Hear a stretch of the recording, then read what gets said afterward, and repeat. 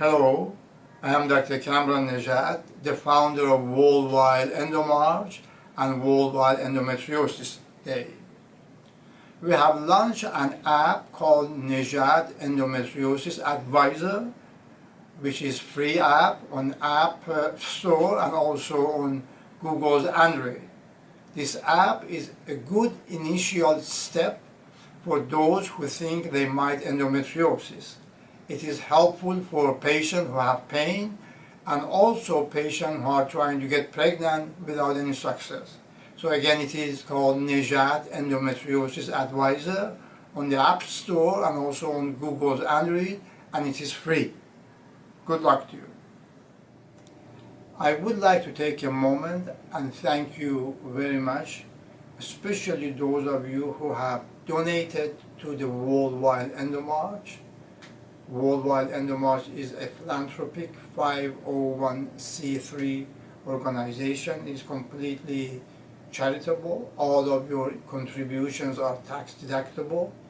And without your efforts and without your contributions, we would not have been able to continue to do for the past 7 to 8 years what Worldwide EndoMarch has been doing for patients globally. We thank you, and if you would like to continue to support the efforts of Worldwide EndoMarch and donate to it, please go ahead to Worldwide EndoMarch website and push the donate button. Thank you again for your contribution.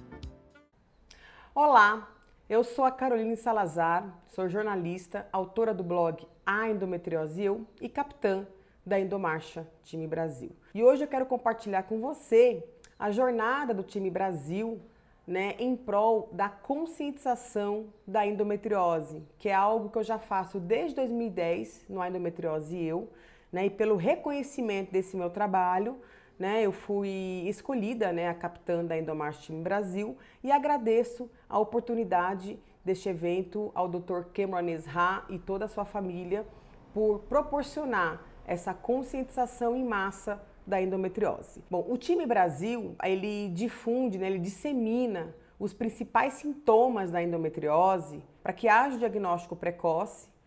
A média mundial ainda é de 7 a 12 anos, eu demorei 18 anos para descobrir o que eu tinha, sofri 21 anos com as dores severas. E a gente difunde também, essa nova conscientização que eu me propus a fazer no Brasil a partir do meu blog, onde eu falo dos textos científicos que também proporciona cura da doença por meio da cirurgia completa, que em junho agora eu vou completar, de 2020, eu vou completar 9 anos de curada. Depois de sofrer 21 anos, eu tenho uma vida normal desde junho de 2012. Então, o Brasil ele é muito grande, geograficamente falando.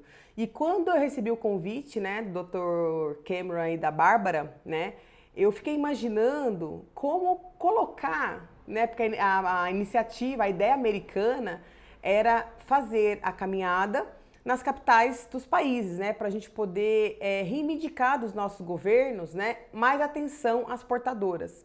Porém, o Brasil ele é muito grande, então tanto geograficamente como financeiramente seria inviável levar todo mundo a Brasília. E eu decidi então já na primeira edição, que eu tive 6 cidades inscritas, a fazer várias marchas. Então, a disseminação da endomarcha, em várias cidades começou no Brasil. Hoje já são 19 cidades que estão unidas na endomarcha Time Brasil. Bom, e essa lei de 2014, ela também proporcionou algo que eu já reivindicava desde 2010 no blog, que é a luta por políticas públicas, e o tratamento efetivo, que obviamente é aquele que proporciona a cura da endometriose, que é a cirurgia de excisão, mais o conhecimento e reconhecimento de todos os focos, de todas as manifestações, as lesões da doença. Então, assim, já logo no primeiro ano, participaram 6 cidades da EndoMarch, eu me surpreendi, né? Por isso que eu tive a ideia de disseminar a EndoMarch, fazer em várias marchas em várias cidades, tá? Então participou São Paulo, a maior cidade do Brasil, da América Latina, que é a capital paulista, fica no sudeste brasileiro, Brasília, no Distrito Federal, que fica na região centro-oeste, Campo Grande, no Mato Grosso do Sul, que também fica na região centro-oeste do país, Salvador, na Bahia, que fica na região nordeste, Porto Alegre, no Rio Grande do Sul, que fica na região sul, e Vitória, no Espírito Santo, que também fica na região sudeste do país. E com essa lei de Campo Grande, a gente abriu, assim, a nossa primeira oportunidade para se falar mais de endometriose na cidade de Campo Grande e também para a nossa luta de políticas públicas e tratamento efetivo, que é aquele que leva à cura, né, que é unindo a cirurgia com a técnica de excisão, mais o conhecimento e reconhecimento de todos os focos.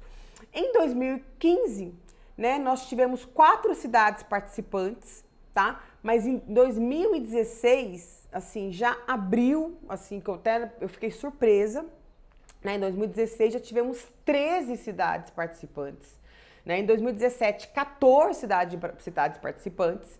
Em 2018 e 2019, né? 2018 tivemos 19 cidades participantes e o número foram só aumentando, né? Que é o número de cidades que nós temos hoje da EndoMarcha, que eu vou fazer também virtual aqui no Brasil 2020. Em 2017, nós tivemos a nossa primeira lei estadual, que é a Lei Estadual de Educação Preventiva e Enfrentamento à Endometriose, que é a mesma lei do município de Campo Grande, que nós conseguimos em 2014, porém de abrangência do estado, né? E no estado do Norte, que participa da EndoMarcha desde 2016, né? Roraima, né? Com a capital Boa Vista, que é um estado que, assim, até hoje, em 2021, não existe um especialista na doença, né? Então, tem radiologista especializado, excelente, que eu sei, né? Que a minha coordenadora já falou, mas não tem ainda um médico especializado. Então, olha a importância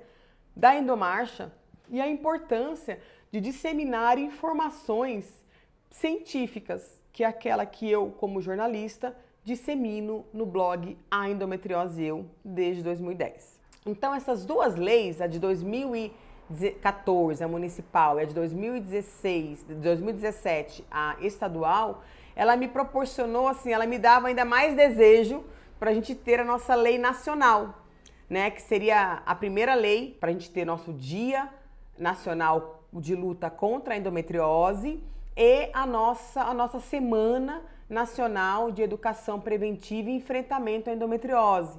E para isso, desde 2014, eu escolhi o dia 13 de março. Por quê? Em homenagem à nossa primeira EndoMarcha, que foi realizada no dia 13 de março de 2014. Em abril de 2019, né, nós tivemos uma deputada federal, né, que abraçou a causa, entregamos a lei para ela e, assim, rapidamente, né, em menos de um ano, nós tivemos a aprovação no dia 19 de fevereiro de 2020, tivemos a aprovação por unanimidade, todos os deputados e deputadas votaram a favor dessa lei, que instituirá muito em breve, o dia 13 de março, como Dia Nacional de Luta contra a Endometriose e a Semana Nacional de Educação Preventiva e Enfrentamento à Endometriose.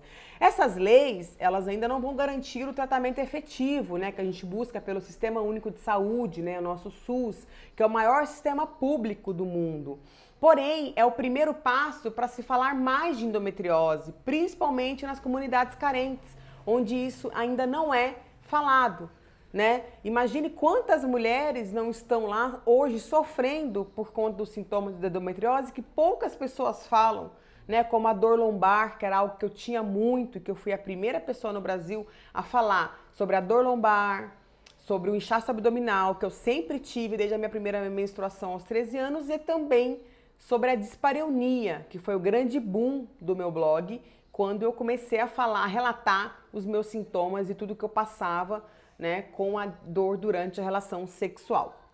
Então, estamos na expectativa, aqui o time Brasil, a lei foi aprovada no dia 19 de fevereiro de 2020, isso pela Câmara Federal, e falta a aprovação do Senado para a sanção presidencial, né?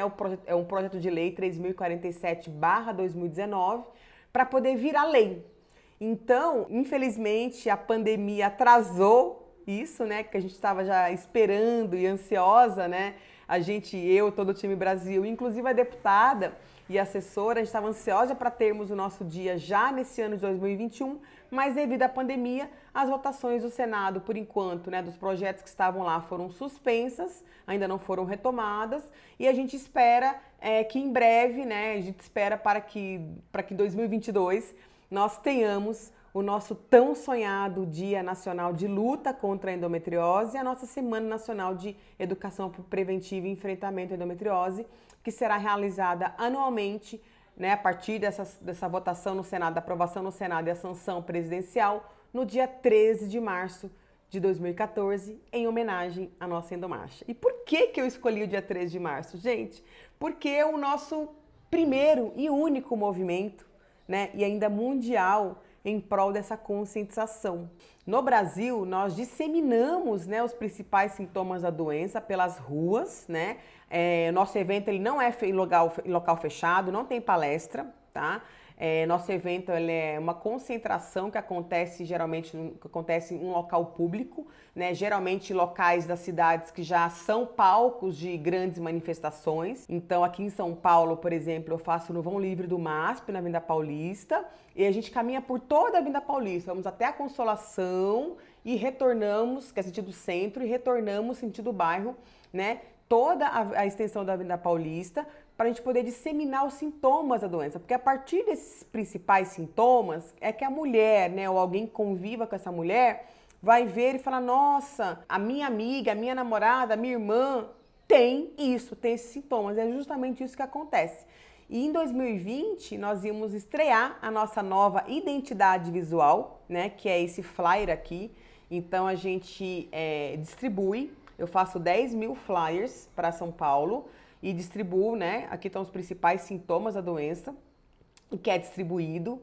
Inclusive, no final do evento, os participantes, eles também pegam flyers, né? Para poder distribuírem nos seus bairros, nas escolas, faculdade, templos religiosos, enfim, nas unidades básicas de saúde próximas, hospitais. Então, eu deixo bem à vontade. Nas cidades patrocinadas, a camiseta da EndoMarch Time Brasil e o PIN também, que é um PIN novo, até 2019 nós distribuímos apenas a fitinha amarela, mas o ano passado, em 2020, eu resolvi criar esse PIN com exclusividade, porque aqui representa a nova conscientização que eu passo no Brasil, traduzindo os textos científicos e mostrando que a cura é possível, não para todas, mas para muitas, e eu sou uma dessas, e lá no blog tem muitas histórias de mulheres curadas, porque foi a minha própria transformação, né, a minha transformação de lagarta em borboleta.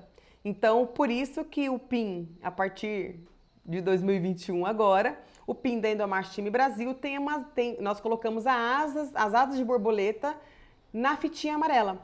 Então, o nosso PIN tem tudo a ver com esse trabalho, né, do Endometriose Eu, e que continuou sendo disseminado na EndoMarch Time Brasil. Bom, esse foi, assim, um compilado, né, do trabalho da EndoMarch Time Brasil. Né, agora também eu incluí nas nossas reivindicações a capacitação médica para que as universidades comecem a ensinar como é realizada a cirurgia curativa da endometriose, que ainda não existe aqui no Brasil. Então, já incluí nas nossas reivindicações e missão também a capacitação médica nas universidades, né, para que no futuro tenhamos mais profissionais, né, cirurgiões capacitados a realizar a cirurgia curativa. E com isso, eu me despeço aqui de todos vocês. Quero mandar um beijo, né, para todos e todas que fazem a endomarcha em todos os países. Agradecer, né, essa oportunidade de mostrar o trabalho da EndoMarch Time Brasil. Claro que a gente preferiria estar nas ruas, né, mas esperemos que em 2021, né, possamos novamente colorir no último sábado do mês de março as ruas de amarelo, tá bom? Um beijo carinhoso, tchau!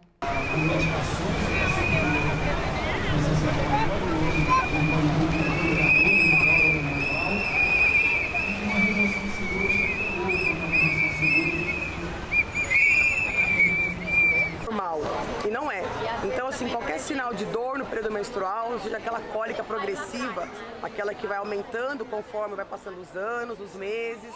A dor na relação sexual também é um dos sintomas da endometriose que muitos médicos ignoram, né? O inchaço abdominal durante o período menstrual, dor na lombar também durante o período menstrual. As dores, elas podem ser inclusive fora do período menstrual, a cólica progressiva, mas também tem dores ao evacuar, urinar.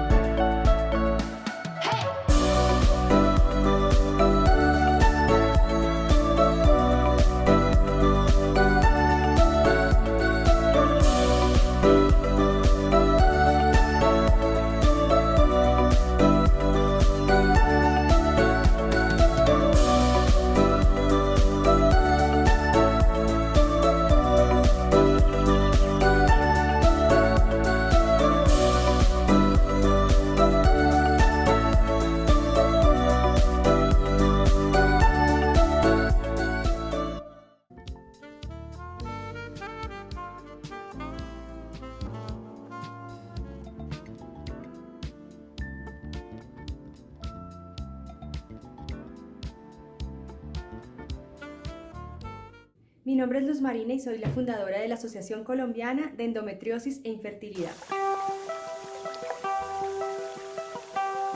Desde hace 10 años trabajamos en educar, informar, generar conciencia y sensibilizar sobre la endometriosis, promoviendo a su vez políticas para el diagnóstico temprano. Todo comenzó cuando me diagnosticaron con endometriosis hace más de 22 años. Era muy joven, estaba entrando a la universidad y en esa época no había tanto acceso a la información, así que no conocía la endometriosis, ni siquiera había escuchado esa palabra. El médico simplemente me dijo que era una enfermedad crónica, que no tenía cura y que iba a tener dificultades para tener hijos de manera natural. Durante mucho tiempo me sometí a cirugías y tratamientos hormonales, muchos medicamentos y pastillas anticonceptivas para controlar los síntomas en búsqueda de esa calidad de vida que todos anhelamos. Después de casi 12 años del diagnóstico, quedo embarazada de manera natural y en contra de todos los pronósticos de los médicos, y por eso tengo esa iniciativa de crear una agrupación de mujeres que sufren de la endometriosis, no solamente para brindarles información, sino también para acompañarlas en sus procesos y brindarles el apoyo que necesitan. Es en ese momento que nace la Asociación Colombiana de Endometriosis e Infertilidad. Ya son 10 años de trabajo apoyando a mujeres, asesorándolas, acompañándolas en sus procesos a través de nuestro grupo de apoyo, de los convenios con diferentes especialistas a nivel nacional. Ellas pueden acceder a consulta, tratamiento, exámenes diagnóstico con descuentos especiales y tarifas preferenciales. Promovemos el abordaje integral porque sabemos que ese es el camino para tratar una enfermedad que es progresiva, que es recurrente y que además es incapacitante. Seguiremos comprometidos en la asociación con este trabajo, no solamente en pro del diagnóstico oportuno y de visibilizar la enfermedad, sino que también seguiremos trabajando en nuestro programa Salud Menstrual, que busca educar a niñas y jóvenes en todo lo relacionado con su salud y su higiene menstrual, además de derechos sexuales y reproductivos y empoderamiento femenino. Nuestro trabajo continúa y gracias por estos espacios para visibilizar lo que hacemos y así llegar a más mujeres para que nos contacten y poderlas apoyar. Mi nombre es Marcela Ordóñez, soy diagnosticada con endometriosis severa profunda. Lastimosamente esta enfermedad es muy ignorada y desconocida aún todavía en nuestro país, por lo tanto después de padecer 13 años de dolor y del resto de los síntomas que esta enfermedad produce, solo hasta el año 2018 fui diagnosticada a través de la primera cirugía de tumor de ovario. Después ya de 2 años largos de mi primera cirugía, voy para la segunda cirugía, ya que la endometriosis invadió otros de mis órganos, en especial toda la parte intestinal y la cavidad abdominal.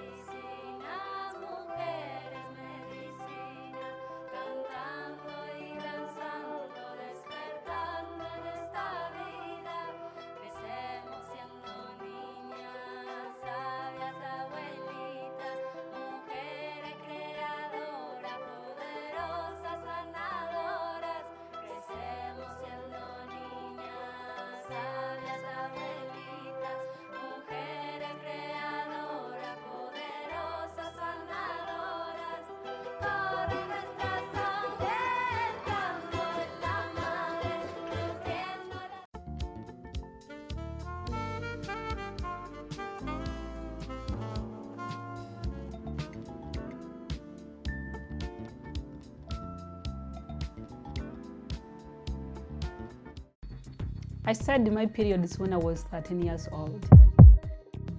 They were extremely painful.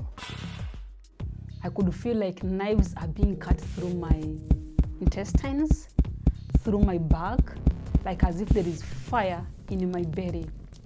But no matter how much the pain, I could be told that's normal. I was in a boarding school, but I couldn't be left in the dormitory because to them, period wasn't a sickness. It is not something which women cry about. So I was just being a baby. That's what I was told. I remember one day I was going to school. I've come out of the dormitory, I'm heading to class. And I started feeling like I'm losing my vision. I'm starting to see blue because the pain is too much. I was many times referred to as a coward because of the painkillers I could take. Most times I could even overdose so that I may be in position to feel much better. All is well. It is just periods. With the time, I started believing it.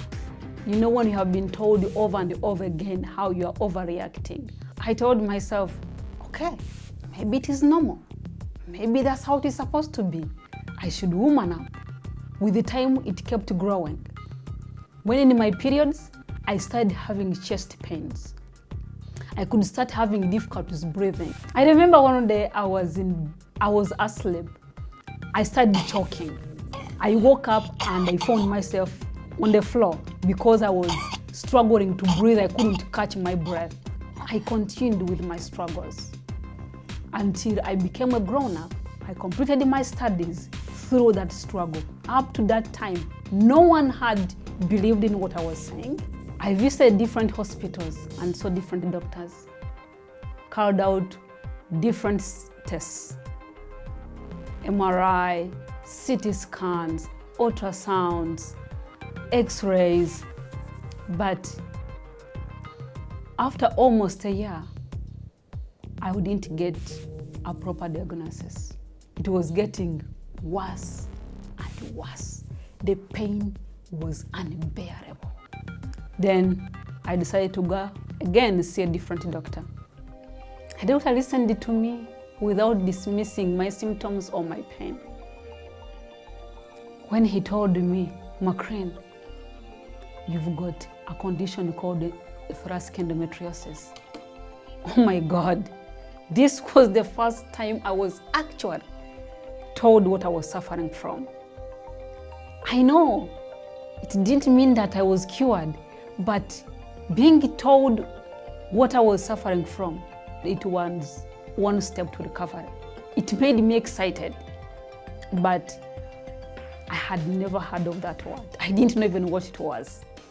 Thoracic endometriosis, I tried to ask what is it all about. It's a very little known condition in Uganda, but estimates show that between 6 to 10% of women are suffering from it.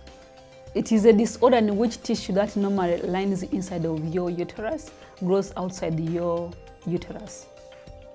For my case, that tissue had grown in my lungs and in my stomach. Endometriosis can cause severe pain, especially during menstruation. You may also experience fatigue, diarrhea, constipation, bloating, or nausea. Fortunately, treatments are available. It can be treated with hormonal therapy and excision. The combination of hormonal therapy and excision, I found it to be of absolute help. It's been a year since my surgery, and life feels very different now. Don't accept it when people tell you that women should suffer through their periods. It's not normal. And teachers, family members, and the community understand that if a woman is suffering painful periods, she needs to seek medical help and she needs your support. It's not just period. It won't pass after conception. Instead, it will delay conception. Or worse, the woman may never become a mother. Seek medical help and support. Fight for your health.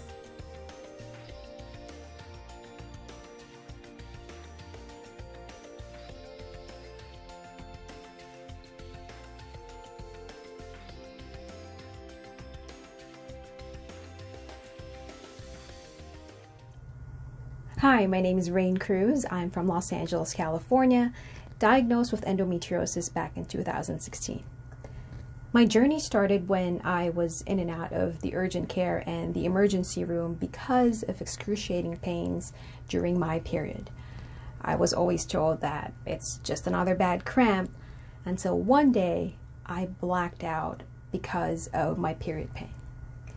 My doctor finally suspected that it could be endometriosis, and I had surgery back in 2016 to get rid of the adhesions in my body. I was put on hormone therapy, and I didn't like how synthetic hormones affected my body, so in 2018, I decided to stop taking my synthetic hormones and tried to find other ways to deal with endo. I started an anti-inflammatory diet, low in gluten, and started taking natural supplements to help deal with my endometriosis.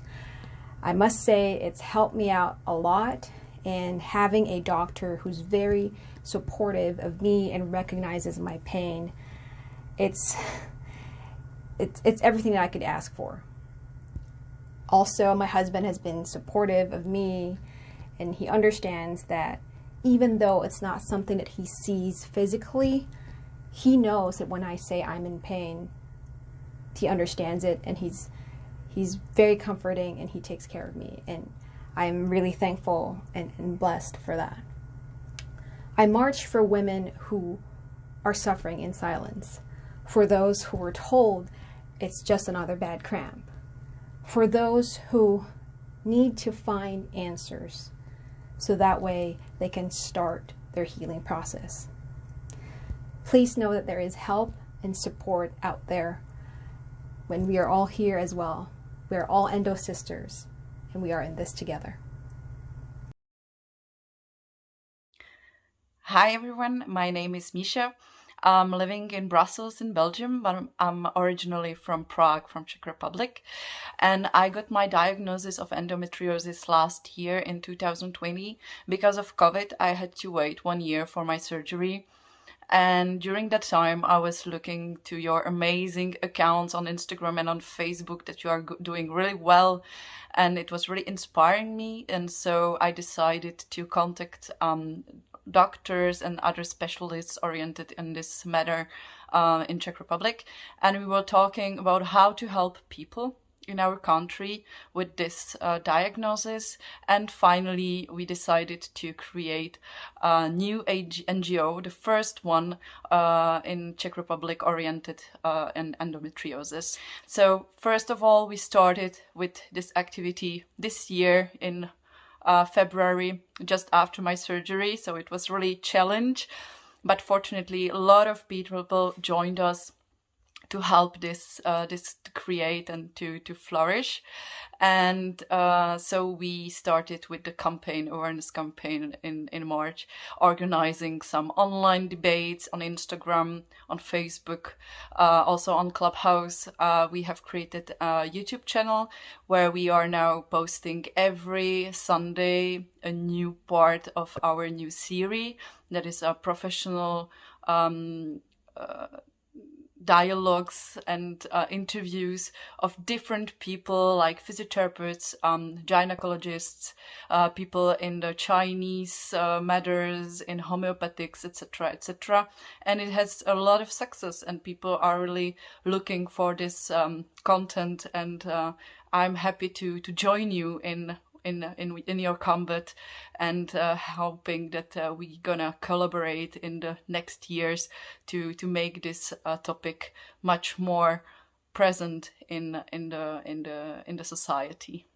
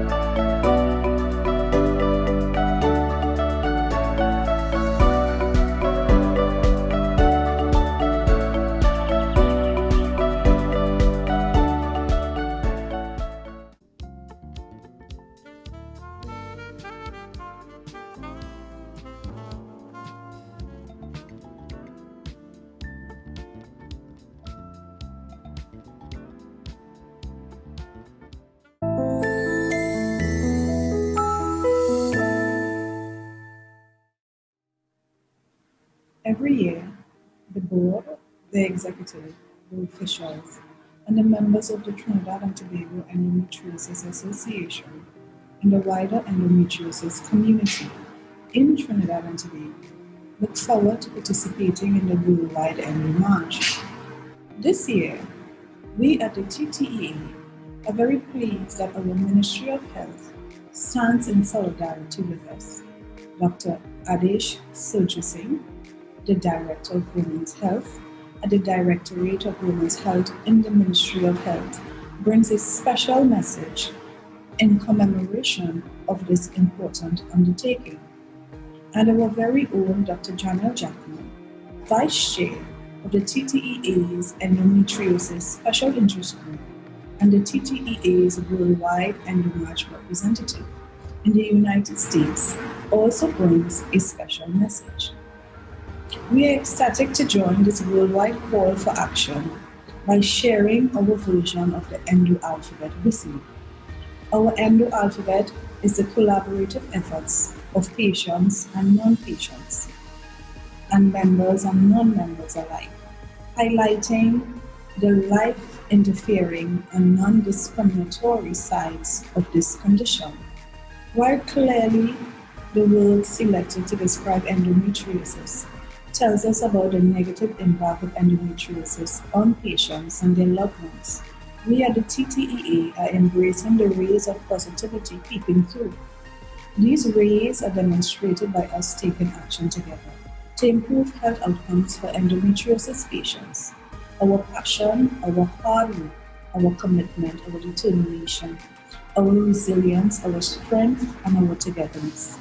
These are displayed by all of us in the TTEA's video and the videos of other participating teams from our sister organizations around the world. Enjoy the TTEA's presentation of the Endo alphabet. And to use one of Dr. Kamran Najat's favorite expressions for the improvement of endometriosis care, upward and onward we go. Hello, I am pleased to bring you greetings from the Ministry of Health of Trinidad and Tobago. My role at the Ministry is to help improve the health of our women. The Directorate of Women's Health was created in 2017, and in a few short years we have been able to coordinate a dramatic improvement in maternal and newborn outcomes. We stand in solidarity with our colleagues at the Trinidad and Tobago Endometriosis Association as we recognize the month of March for endometriosis awareness. As a medical doctor for over 30 years and as an obstetrician and gynecologist, I have seen firsthand hundreds of patients who've had to suffer the effects of endometriosis on their personal and reproductive health. Over the years, I have been involved in ensuring that several therapeutic medications were placed on the national formulary, including GnRH analogs, levonorgestrel intrauterine devices, low-dose combined oral pills, depo-progesterone injections, including recently we added a subcutaneous, easy-to-administer preparation, and presently we are adding a 5-year levonorgestrel subcutaneous implant. I recognize, however, that these may only help bring some symptom relief and may not improve one's fertility.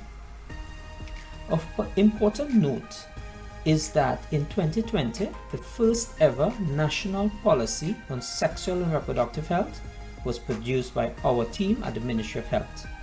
I can assure you that endometriosis is now one of the conditions that is high on our agenda, and we will ensure that communication strategies for public and our healthcare professionals are improved.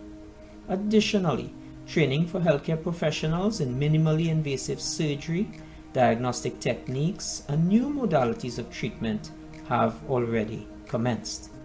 Congratulations to the association on bringing this condition to the attention of Trinidad and Tobago, and we look forward to continued collaboration in moving forward to find relief and solutions for our women.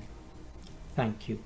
I'm Dr. Janelle Jackman, and I'm OBGYN who serve on the Trinidad and Tobago Endometriosis Association as the Vice Chair of the Endometriosis Special Interest Group. I'm also the representative for Trinidad and Tobago for Worldwide EndoMarch. Both the Trinidad and Tobago Endometriosis Association and Worldwide EndoMarch are non-profit organizations aimed and dedicated to promoting awareness of endometriosis. Endometriosis is a severe, debilitating disease that affects 1 in 10 women and often go undiagnosed or misdiagnosed. Women often suffer from severe debilitating pain as well as infertility. Join us in the month of March to learn more of endometriosis so that we can work together to get a cure for endometriosis. Hi, I'm Nikki Crosby, and I'm the ambassador for the Trinidad and Tobago Endometriosis Association, and I'm very excited about the Worldwide Endometriosis March. Now, my job as ambassador in Trinidad and Tobago is to get as much of the information about endometriosis to young girls and women who may not know what's happening with their bodies. I mean, if they have the right and correct information, bless you, Ziggy, they can make the informed choices about their bodies and the disease and how they're going to live with it. All right, so hopefully this March will bring a lot of attention to disease so we can spread a lot of the information.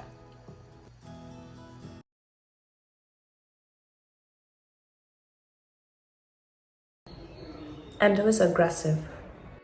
Endo, it's brutal. Endometriosis is cruel. Endo is distressing. Endo is exhausting. Endo is frustrating. Endo is gut-wrenching. Endometriosis is horrendous. Endo is irritating. Endo is jarring. Endometriosis is killjoy. Endo is lousy.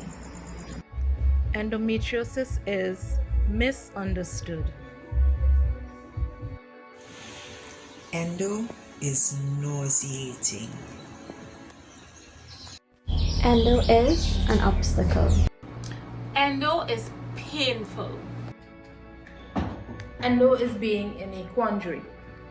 Endo is relentless. Endo is stressful. Endo is torturous. Endo is uncomfortable. Endo is vicious. Endo is weakening. Endo is extremely life interfering. Endo is yucky. Endo is being in a constant zigzag. While there are so many negative words to describe endo, we must remain positive. It is through endo that we are able to have this amazing, beautiful community of courageous individuals who demonstrate determination to educate freely to everyone about this disease and show them throughout all the pain and despair, we manage to remain graceful and give others hope, even inspire those who suffer in silence. We stand together to rally for justice, for better health care, and to be treated with kindness as we show love despite how we may feel. We must continue to motivate each other, nurture our fellow endo sisters, and remember we will overcome this obstacle and continue to be the phenomenal queens we were born to be. We are respectable, sparkling, tenacious, united, vibrant, wonderful, extraordinary persons, yearning for everyone to know how zealous we are in the fight for endo awareness and the cure. Hi, I'm Rabia Khan, and for International Women's Day in March, I choose to challenge the public, including employers, to learn and know about endometriosis.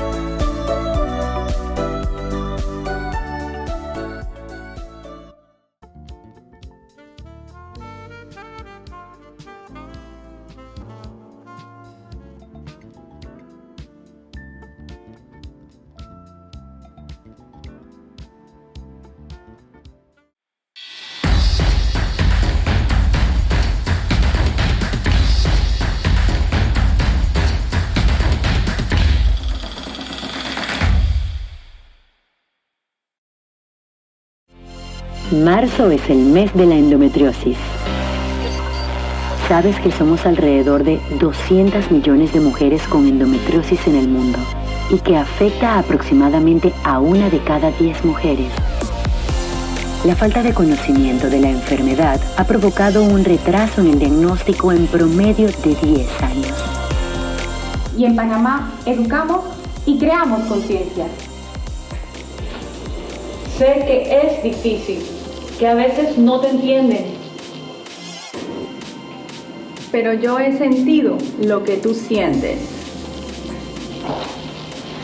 Somos el 10% de la población femenina en edad fértil. Me dijeron que los cólicos eran normales.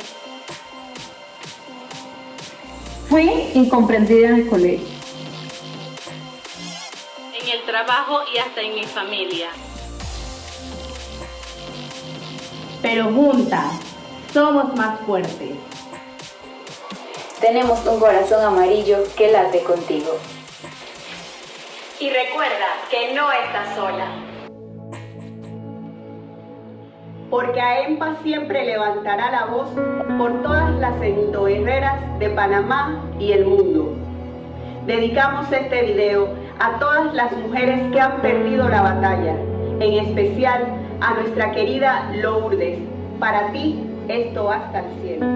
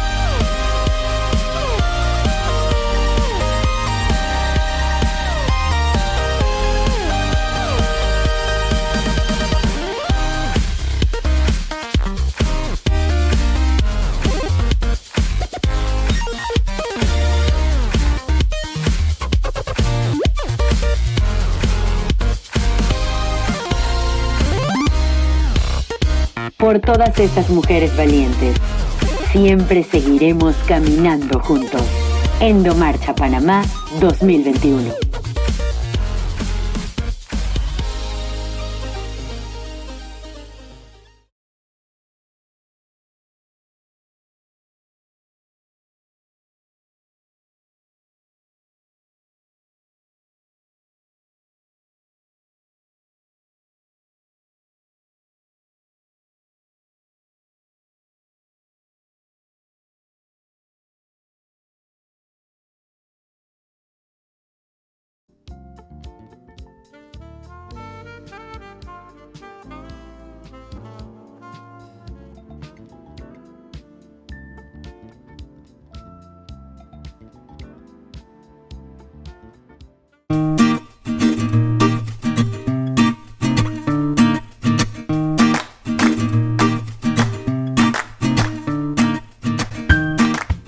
Hi, I'm Donna Chicha, the Director and Co-Founder of Endometriosis Australia. We've been involved with EndoMarch International since its inception in 2014. We've been so excited to bring everybody our Endometriosis EndoMarch high teas around Australia. And this year we're doing something a little different, and we're going to be online for our symposium. The EndoMarch high teas have meant so much to us here at Endometriosis Australia because it has been like the breakthrough. It's been the gateway into making change for endo warriors around the country, with our lead into Parliament, with our invitations to guest speakers in the medical community and also researchers, and of course, those ever important ambassadors. We look forward to showing you this film, and we hope that you can join us with EndoMarch, Endometriosis Australia's symposium. In 2015, some of the first EndoMarch events were launched in Australia. In Perth, Yellow Tie Dinner marked the occasion. This acknowledged and spoke about the 176 million people who suffer worldwide of endometriosis. 2015 also brought many Australian ambassadors to the organisation. We had Sarah Marie Cameron, Ellie Angel, Fiona Stevens and Mel Greig join the team. The Endo event changed to high tea in 2016. This event was a time where those who suffer from endometriosis were all together in a room, usually the only time in the year they would get this opportunity. Our endo warriors were overwhelmed with emotion and comforted by the understanding of each other, a time they felt as though they had been heard. The event was a moment of igniting our community. In 2016, there were 7 EndoMarch high teas around Australia with a total of 380 attendees. We also welcomed Simone Skinner-Smith, Kate Anderson, Balveen Ajmal and Olivia Hicks as ambassadors of Endo Australia. In 2017, the high tea attendees grew to 570 around Australia. 2017 was also a year of growth in ending the silence around endo. Parliamentary Friends for Endometriosis Awareness was launched in March of 2017, which was an opportunity to raise more awareness for endometriosis and to continue to inform Australians and parliamentarians of the desperate need for medical research. The first time endometriosis was mentioned in Parliament was by then Labor MP Gai Brotman, who delivered a liberating and rousing speech. Call the member for Canberra. Thank you, Deputy Speaker. Deputy Speaker, 1 in 10 women have endometriosis. That's 1 in 10 teenage girls missing classes at school because of excruciating pain. That's 1 in 10 young women being forced to take time off work for treatment and operations. And that's 1 in 10 women living in fear of infertility. Unfortunately, these girls, these young women, these women, largely suffer this insidious disease in stoic silence. Deputy Speaker, endometriosis is a disease where the tissue that is similar to the lining of the womb grows outside the womb in other parts of the body. Symptoms are variable, which is why there is usually a 7 to 10-year delay in diagnosis. We also welcomed Olympic swimmer Emily Seebohm, PJ Madam, Zoe Marshall, Nola Marino MP and Gai Brotman MP as ambassadors of Endometriosis Australia. 2018, Endometriosis Australia continued to bring our community together with EndoMarch high teas all around Australia, with 2017 growing to 533 attendees. 2018 saw the launch of the National Action Plan for Endometriosis, the first of its kind in the world, and the announcement of research funding for endometriosis. We also welcomed the Yellow Wiggle herself, Emma Watkins and Ash Ricardo as ambassadors for Endometriosis Australia. Emma bravely shared her story with ABC's Australian Story to end the silence around this invisible disease we call endometriosis. In 2019, our high tea attendees continued to grow around the country to 668 attendees. New ambassadors arrived on the team, with Julie Snook, Lisa Chesters MP and Hoda Hanaway.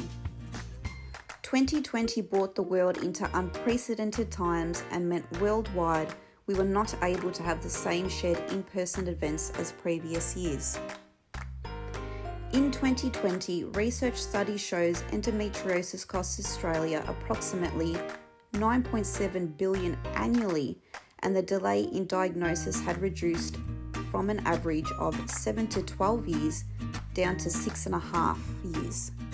6.5 years is still too long to wait to be diagnosed with endometriosis, but it is good to see how far we have come, but also identify how far we still have to go. The number of people worldwide who suffer from endometriosis rose to 200 million, which is 1 in 9 women and those that identify as gender diverse. We welcome Sophie Dillman, Kristen Daly, Olympic snowboarder Holly Crawford, and Christine Layton as ambassadors of Endometriosis Australia. In 2021, we bring you a new format, coming together online to share our Endometriosis Australia Symposium as our EndoMarch event, launching new ways to deliver education and awareness to empower those living with and affected by endometriosis to be the CEOs of their healthcare.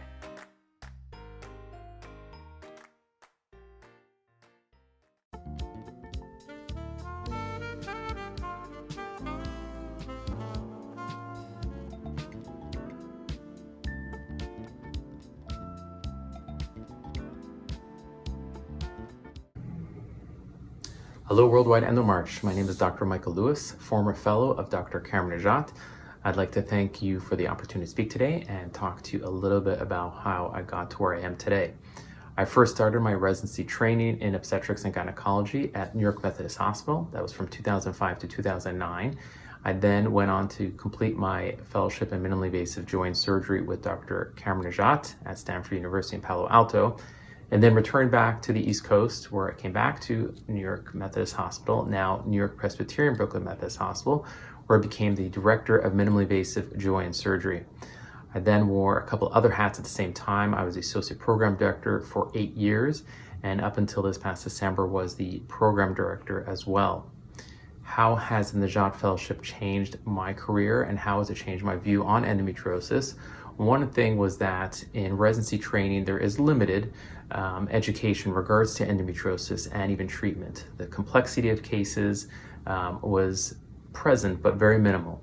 I think one of the main things regarding Najat's fellowship training was the extent of disease that we found.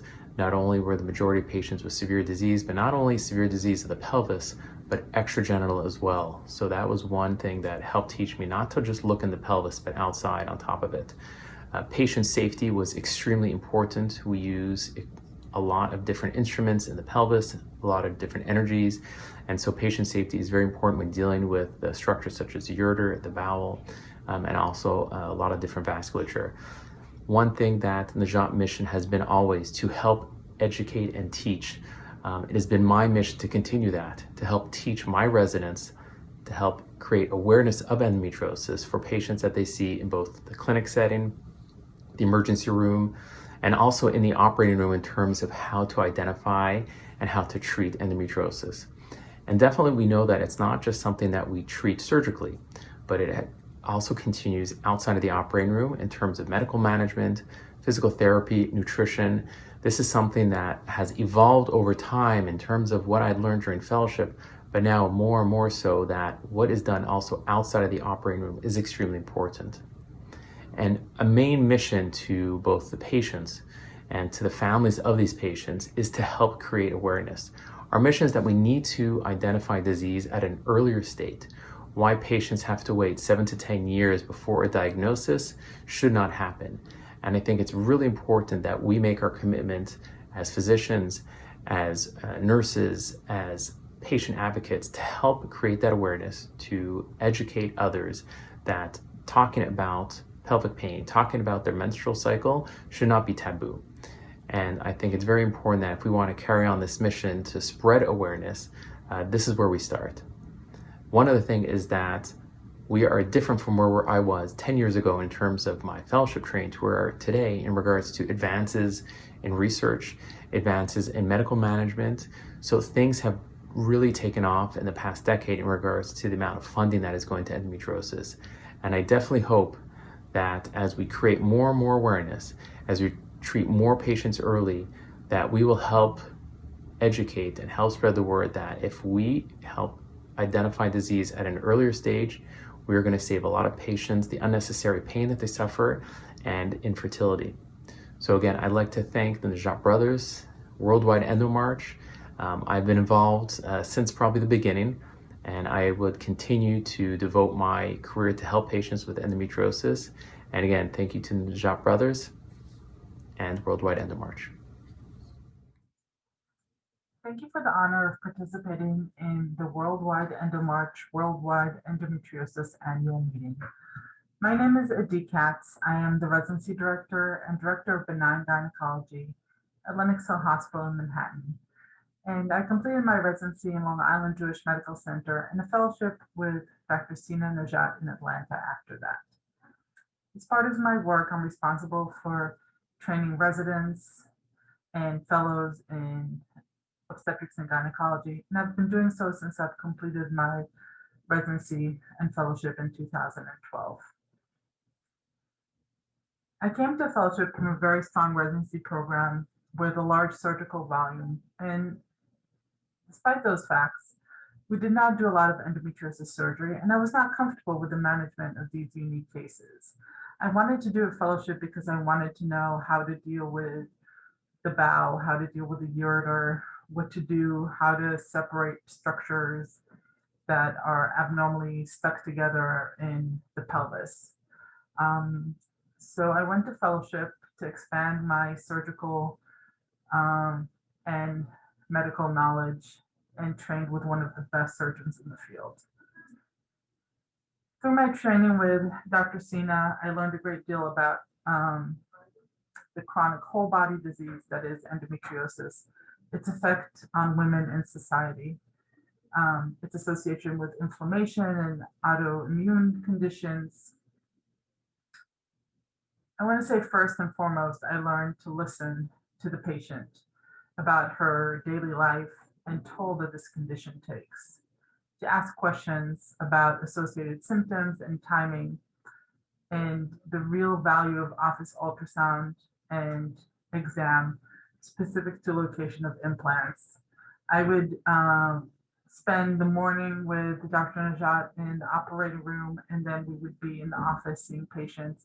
And you really could see the correlation between where these implants are located and what we saw in the operating room. I also learned that there's probably two different types of endometriosis. The deep infiltrating endometriosis, the one that's invading, and the one that causes more fibrosis and superficial implants. Both are terrible, and there's both take a big toll, and there's no correlation between volume of disease and pain, which is something that I learned every day in the operating room with Sina. So just in the operating room, Dr. Najat's skills are second to none. I've yet to come across a better surgeon. He inspires me every day to be the best at what I do. I can still hear him in my head when I walk into the operating room or when I'm seeing a patient in the office. He always said, be a MacGyver in the operating room, make the equipment work for you. You don't work for the equipment. So I think what he taught me will carry me forward for many, many years. And I hope to give that message to young physicians that I'm training. In general, endometriosis is a chronic disease with a lack of understanding and support. Women need to know that pain is not normal and they should not be marginalized. Our patients need help and they need physicians who are well-trained and comfortable with the condition. The Najat brothers have trained hundreds of gynecologists to have a better understanding of the condition and the treatment options. In my part, I try to continue to train residents and fellows in the hope that we will have a cure for this condition in the near future. But meanwhile, we need good, competent physicians that can help treat the million girls girls and women in the world who are suffering every day. Hello, I am Dr. George Hilaris. I am currently the director of the Division of Gynecological Oncology at Υγεία Hospital, Athens, Greece. I am also adjunct faculty with the Department of Obstetrics and Gynecology at Stanford University in Stanford, California, with the Division of Gynecological Oncology and the Center for Special Minimally Invasive Surgery. I was asked by our pioneer and leader of Worldwide EndoMarch, Professor Dr. Kamran Nejat, to give you a few details about our view with the Worldwide EndoMarch and our involvement with this huge movement. Our participation began as early as our acquaintance with Professor Dr. Kamran Nejat back in 2002, while a fellow at Stanford University.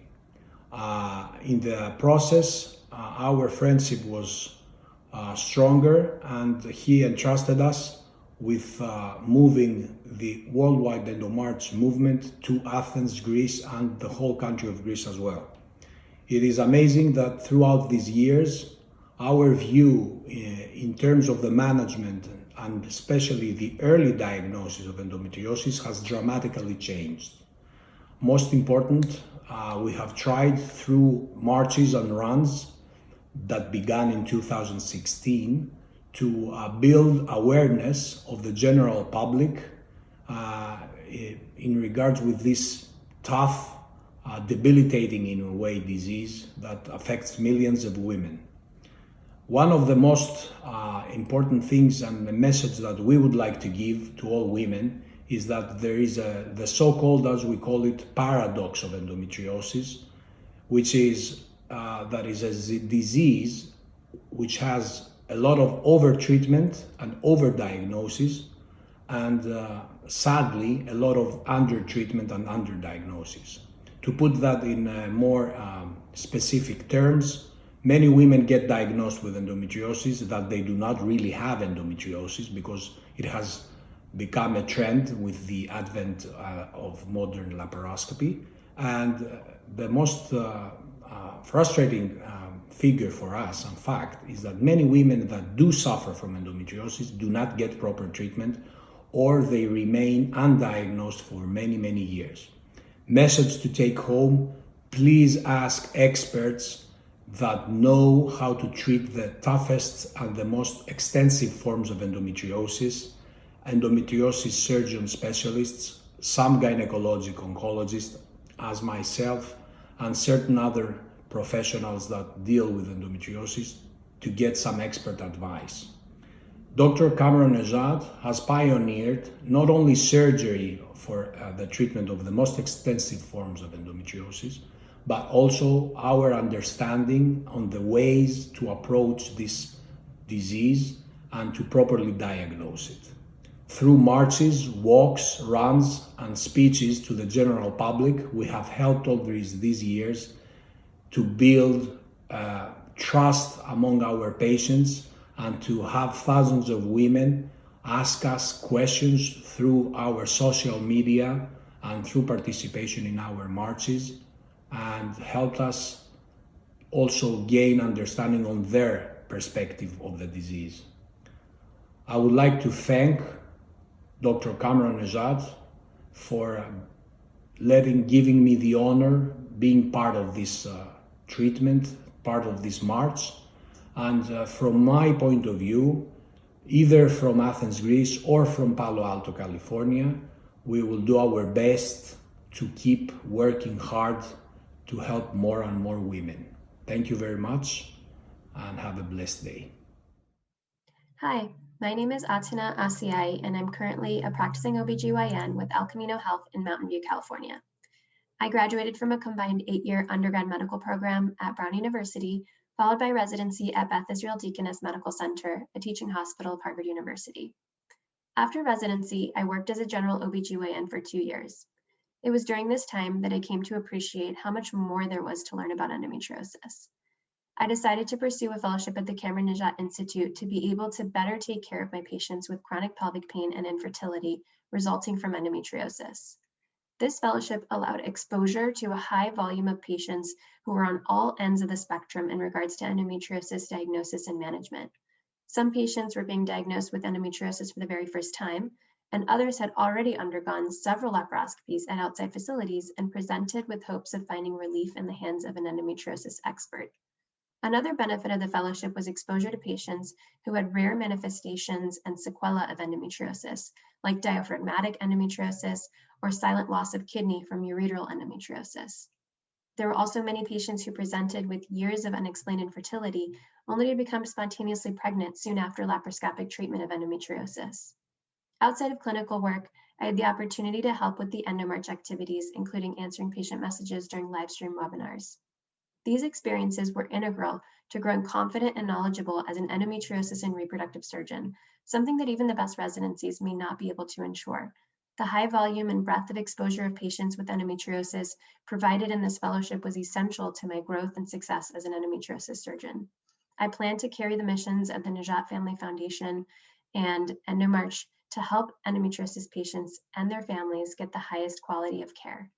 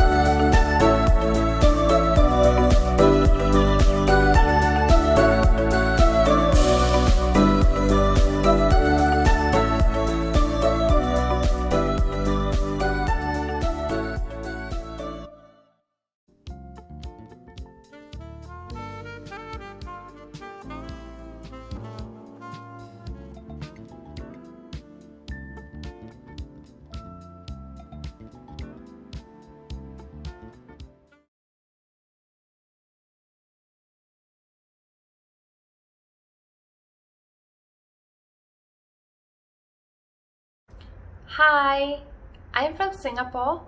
I'm an endo warrior and I support Endometriosis Awareness Month. Hello, I'm from Singapore. I'm an endo guardian and I support Endometriosis Awareness Month. Hi, I'm Singapore. I'm an endo advocate and I support Endometriosis Awareness Month. Hi, I'm from Singapore. I'm an endo warrior and I support Endometriosis Awareness Month.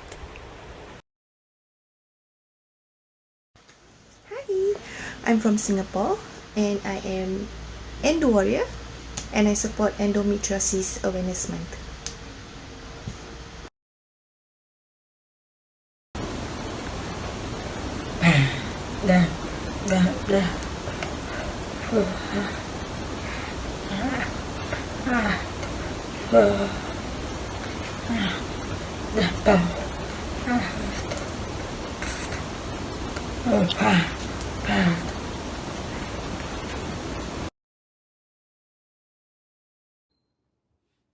Hi, I am the founder of E for Endometriosis, which is a registered establishment in creating endometriosis awareness here in Singapore. The previous clips you have seen are the few faces of brave endo warriors, caretaker and advocate. The E sign is significant to the awareness campaign as a show of support, and it is also a conversation starter. We are also struggling to be heard and to debunk the myths that revolve around endometriosis. So the month of March is highly anticipated and we are excited to be part of this supportive community. With the pandemic, large-scale events are still not allowed, but this does not stop us from reaching out. In fact, we have activities lined up throughout the year, like the launch of our website, endosupport.sg, and a virtual sharing session by an endo guardian like the one we had last year. Days that there are nights even she couldn't sleep because of this terrible pain, sharp pain she's having. So we as being the husbands or the boyfriends or whatever we are to them, if we are close by, definitely comfort her in any ways you can. Sometimes she may be comfortable in one position, and that one position is not being with you. She's far away from the bed, just trying to shy off or just be alone in solitude in that pain. So actually, really, you need to comfort them whatever ways you can, even though she's not in your favor, but try to make it yourself more available to what she's feeling. You can find the details in our website, endosupport.sg, or you can visit our Instagram at E4Endo. Thank you to EndoMarch for organizing this yearly event. We are all geared up and roaring to go. So let's go!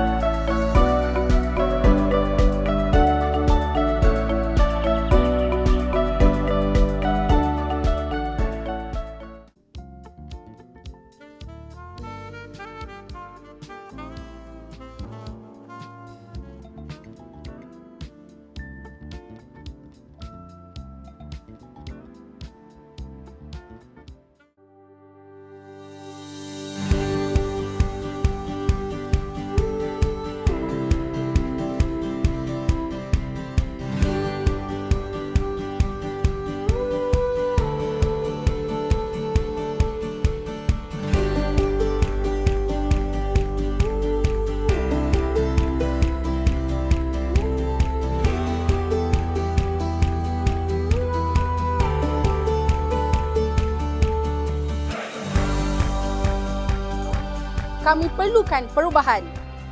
Namaka ஒரு மாற்றம் தேவை. Let's speak up and break the taboo surrounding endometriosis. Demi perubahan, kita harus cakna isu endometriosis dan suarakannya secara terbuka. நோயை பற்றி ஆரம்பகால கட்டத்திலேயே அறிய முயல வேண்டும். We need the right to choose the best option to deal with endometriosis. நாம் ஒற்றுமையாக செயல்பட வேண்டும். Perjuangan kami akan bina kepercayaan, persahabatan dan kecekalan. We need a healthcare policy to help us deal with our condition financially.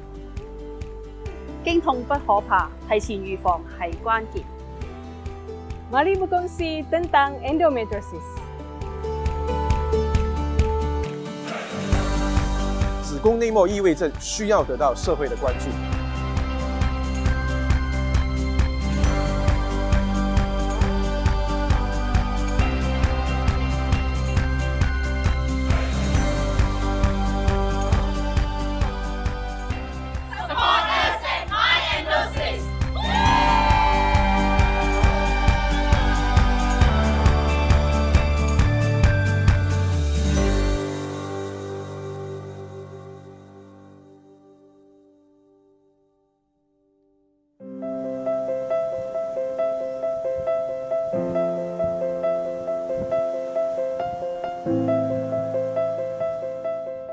Initially, I thought it was just a normal period pain. But when I started having occasional vomiting, diarrhea, and constipation in my teens, I knew something was not right. I've even fainted from the excruciating pain. My name is Surita Morgan. I am a working mother of 2 children. I am also an endometriosis patient.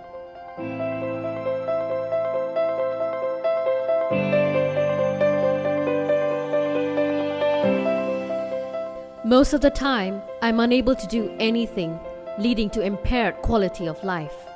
Painkillers brought me temporary relief, and at times, doctors were even suspicious of my claims to having pain while citing my potentially low pain threshold. My actions were deemed attention-seeking by judgmental women who experience painless periods. I was also discriminated at work as I don't look sick on the outside. Depressed and frustrated, I felt emotionally drained and defeated by this unidentifiable condition. Finally, after 8 years, when I was 27, I was told by a specialist that I have endometriosis, adenomyosis, and endometriosis of the bowel. My diagnosis actually liberated me. Immediately, I had my first surgery in 2001, and I was given an injection for 6 months which stopped my period. But my battle with endometriosis did not stop there. Since then, I have done repeated surgeries, tried many different medications, oral contraceptive pills, and hormonal treatment. They gave me the temporary relief, but unfortunately, up to now, there is no cure. My journey to conceive was painful and agonizing because of the lack of support. I lost my firstborn, and my 2 other pregnancies were difficult. Both my daughter and son were premature babies. I went through much unnecessary pain, frustration, and agony. I believe others need not go through what I have in their fight against the uncertainties, silence, and taboo surrounding this debilitating disease. That's why we started My Endosis to end the silence. Up to today, awareness is low. Are we doing justice for women with endometriosis? Why should we suffer in silence? Why should there be a delay in diagnosis? Why do we allow them to face discrimination from society? These are the questions My Endosis aims to address.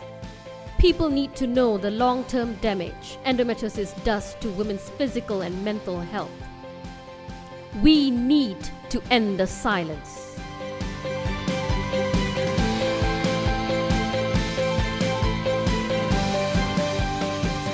We need to get an early diagnosis. We need the right to choose the best option to deal with endometriosis. Most importantly, we need a healthcare policy to help us deal with our condition financially. Help us make endometriosis a community's issue. Help us break the silence.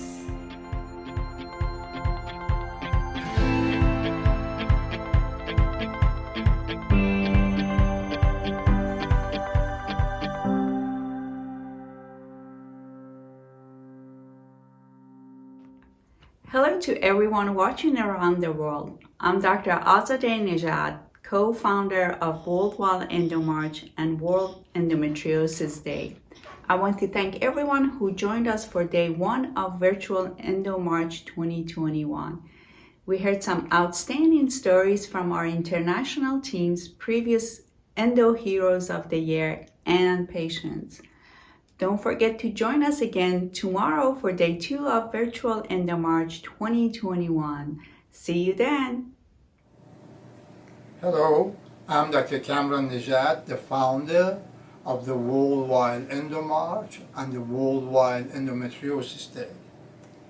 I would like to take a moment and thank you very much, especially those of you who have donated to the Worldwide EndoMarch. Worldwide EndoMarch is a philanthropic 501c3 organization. It's completely charitable. All of your contributions are tax deductible. And without your efforts and without your contributions, we would not have been able to continue to do for the past 7 to 8 years what Worldwide EndoMarch has been doing for patients globally. We thank you, and if you would like to continue to support the efforts of Worldwide EndoMarch and donate to it, please go ahead to Worldwide EndoMarch website and push the donate button. Thank you again for your contribution.